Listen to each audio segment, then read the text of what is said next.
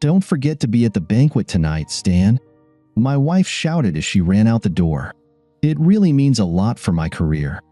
Don't worry, I'll be there, I promised. I finished my oatmeal, put the dishes in the sink, and placed my mobile phone on the table. Then I went back upstairs and changed into comfortable clothes for playing golf. I threw my clubs and golf shoes into the car and drove off. I planned to meet a couple of friends at the course in Kutztown, about 100 miles down the road. We teed off at 11:30. It was a beautiful autumn day. There are things in life that money just can't buy. We finished the game at 3:30 and went into the clubhouse to eat. I hadn't seen Jack and Steve, two of my college friends, in several years, and we had a great time catching up. We ate and decided to play a few more holes since we were having such a good time. We finished as it was getting dark. That was fantastic, Jack mused as we finished the game. Do you need to leave right now, or can you have another drink with us, Stan? Have I ever turned down a drink, especially from such a gracious loser? I laughed. Let's head to the bar. We had a couple of rounds of beer and recounted old war stories from our glory days. I caught myself thinking that I was having a great time, and I need to meet up with Jack and Steve more often. As I approached the house, I could feel my mood gradually worsening. Brandy would be furious when I walked through the door. I had to deal with her anger and think of the best way to diffuse it. I chuckled to myself when I realized I was thinking about the impossible. She would be furious. "Where the hell have you been?" were her welcoming words as I entered the living room. "I told you that this damn banquet is very important for me, and for you too, to not forget to arrive there by 6. Sorry, dear. The boss sent me to Doylestown. There were terrible traffic jams. I just got back." I spoke with Tom. He was home by 6:30. He said you took the day off and didn't go to work. Also, you left your mobile phone on the kitchen table so I couldn't reach you. Brandy yelled, "You're a bad liar and a pathetic fool." "Well, now that everything is settled, I give up, dear," I smiled. I'm exhausted. Settled? What's settled? Right now, we've established that you're lying to me. How about telling the truth? Brandy demanded. Pirates hijacked me along with my car. They took me to an old warehouse to hold me for ransom, but then some aliens dragged me onto their ship and inserted probes into my teeth, eyes, and genitals, I replied. When they left the room, I managed to untie the knots on the rope they had used to tie me up. Then I had to figure out how to operate their ship. I accidentally flew into Scranton. On the way back, I had to hitchhike with a trucker to retrieve my car. But don't worry, I feel okay, just a bit tired. Brandy looked at me like I was crazy. She was so infuriated that for a few seconds, she couldn't even formulate a coherent sentence. "Stan, what are you babbling about? Stop talking nonsense and tell me why you missed the banquet. You know it was important for me. I got a great promotion, and you were supposed to be there with me. It was extremely awkward that you weren't there," Brandy hissed through her teeth. "I was playing golf with Jack and Steve, a couple of my old college friends," I confessed. At first, they were beating me, but I pulled ahead by 30 feet on the 7th hole. From there, I hooped them. This new club is simply a work of art. I swear, I made a few drives over 300 yards. Golf? Brandy repeated incredulously. "You knew this dinner was very important to me, and you were playing golf? You planned this a few days ago, didn't you? Why did you tell me you would be at my event if you weren't planning to be there?" "I didn't want to hurt you, so I lied a bit. I hoped you wouldn't find out," I suggested. "Not know? Didn't want to hurt me? Are you out of your mind, Stan?" Brandy asked. "How could I not notice that damn empty chair, idiot? How could you not hurt me by not showing up at such an important event for me?" "Looking back, I realize you were bound to find out," I admitted. "But at the time, it seemed exciting and different. It just happened. I never wanted to cause you pain. It's just golf, nothing personal." "Are you drunk? Did you and your old friend smoke a joint, Stan?" Brandy asked. "You talk like you're out of your mind. I'm too tired to discuss your selfish, despicable actions tonight. You can sleep in one of the former kids' rooms. I don't want you touching me or even talking to me for a while." "No problem, dear. I'll be as quiet as a mouse," I promised. Brandy looked at me as if I were some kind of insect she had never seen before. I smiled and headed to Brian's room. Brandy and I have been married for 24 years. Both our children were in college, and we were adjusting to an empty nest. I climbed into Brian's bed and quickly fell asleep, replaying my best shots in my dreams. The next morning, I got dressed for work, read the newspaper, and was eating cereal when Brandy entered the kitchen. "Don't think I'm done with you, Stan," she warned. "I don't know how or if you'll ever be able to make up for yesterday. I think you need to think about that. I'll be working late today, so start your penance by cooking your own dinner." "No problem, dear. I can take care of myself," I replied. "Have a good time." "I'm going to work." "What do you mean, have a good time?" Brandy demanded an answer. "Have a good day.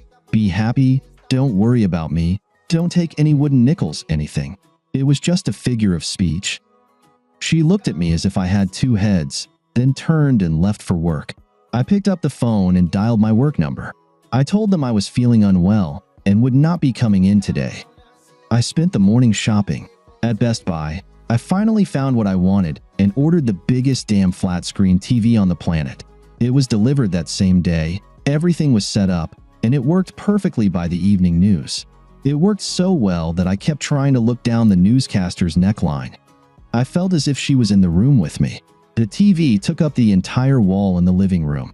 It even made the closet door inaccessible, but it was worth it. I called a few guys from work and invited them to watch the first game of the World Series. Then I ordered some pizzas and drinks at another place along the way. When Brandy walked into the room, we were watching the third pitch. To say she looked surprised would be an understatement. She actually lost her ability to speak. Harry, a guy from our accounting department, saw her, jumped up, grabbed her hand, and shook it. "Congratulations on the promotion. This TV is really cool. Stan, you're a lucky guy to have a wife like her." He rambled. "Thank you. Thank you so much." Brandy hesitated. "I'm very tired, so I'll leave you guys to watch the game and go to sleep." What was that? She really took it well. I was curious to see how she'd react in the morning. I was dressed for work and reading the morning newspaper when Brandy walked into the kitchen. "You will remove that damn monstrosity from here and return it to the store before I get home from work tonight. Do you hear me, Stan?" Brandy yelled. "I hear you, dear. No need to raise your voice," I chuckled. "I'm not deaf." The door slammed so hard, I thought the windows might shatter. Sometimes she was hard to understand. I was watching Cheers when Brandy came into the living room in the evening. "I thought I told you to return that thing today," she began. "You said you heard me and that I didn't need to raise my voice. Now I come home and this crap is still here." She yelled. "Which part did you not understand, idiot?" "I never understood why Norm is on that show," I replied. "He's not very funny." Foam and saliva flew from Brandy's mouth as she tried to formulate a coherent sentence. Her face turned crimson. "Stan, listen to me. I wanted you to return the TV, but you didn't do it." "I didn't buy this thing to return it, dear," I smiled. "I like it, and I'm going to keep it. I understood the words you said this morning. The problem you're facing right now is that I didn't obey your order, not that I didn't understand your words."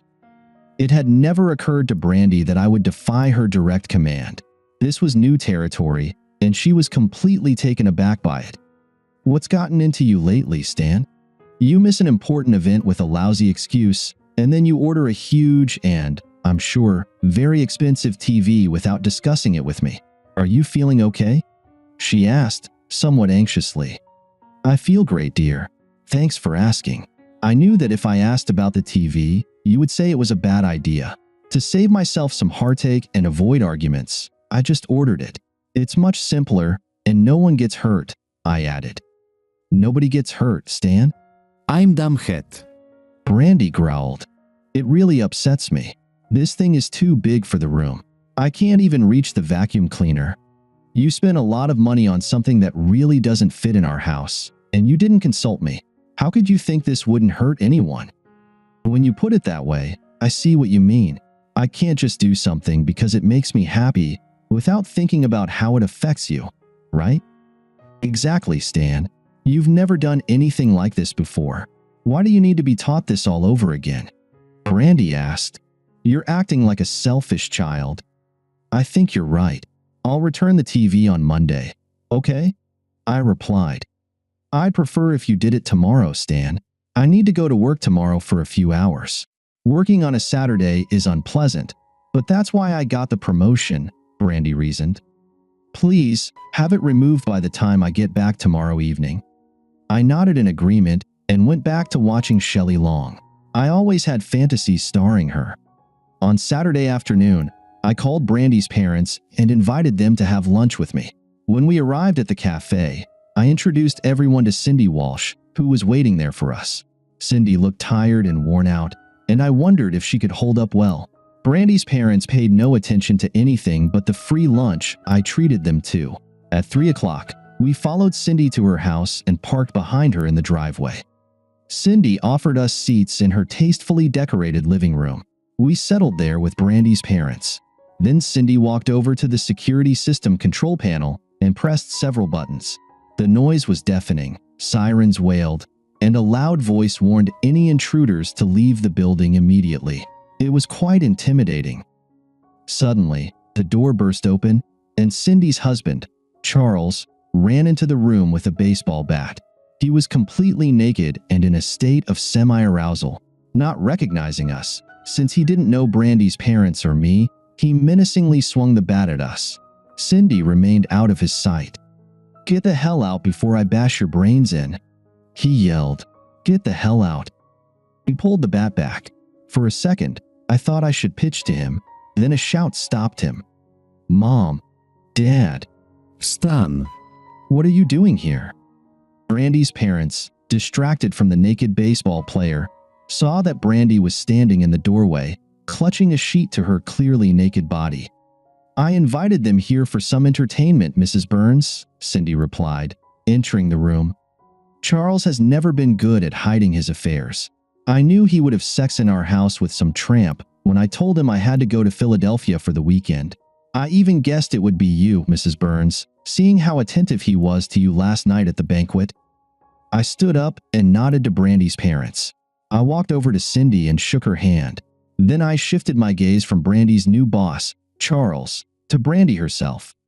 Notre Dame is playing today, and I don't want to miss it on my big screen. When you're done, you'll drive your parents home, right, Brandy? I asked. I'm sure they won't mind waiting a bit. During the commercials, I'll take some trash out of the house, but it won't be the TV. The game was over, and I had moved all of Brandy's clothes into the hall and living room. Then she entered the door quietly. She looked at all her personal items and gasped. Stan, please don't do this. It was just a fling, nothing more. I never wanted to hurt you. You weren't supposed to find out. You need to trust me. We've been together too many years to just throw it all away. She pleaded. Not find out? How could I not notice that damn empty chair, idiot? I asked, pointing at the chair. This marriage was very important to me, and you just went and had sex. I love you, not him, Stan. Maybe that's true, maybe it's not. Actually, it doesn't matter anymore. You were furious when I played golf during the event that was very important to you. Your words, not mine. Sleeping with your boss is a bit worse than spending time playing holes, isn't it, Brandy? I'm suffering, believe me, Stan. My father called me names. They think I'm cheap trash, and I can't work with Charles again. Can't we leave my affair in the past? Brandy pleaded. Your sleeping with another man is something I can leave in the past, Brandy, I calmly replied. I saw her eyes sparkle at my words, but then tears streamed down her face as I finished my thought. I can't leave the lies, the disrespect, and the inability to trust you in the past. You've tasted something similar for me these past few days. It's impossible to live with such a person, isn't it? Take your bed, Brandy. My lawyer will contact you on Monday. The TV stays, but you don't.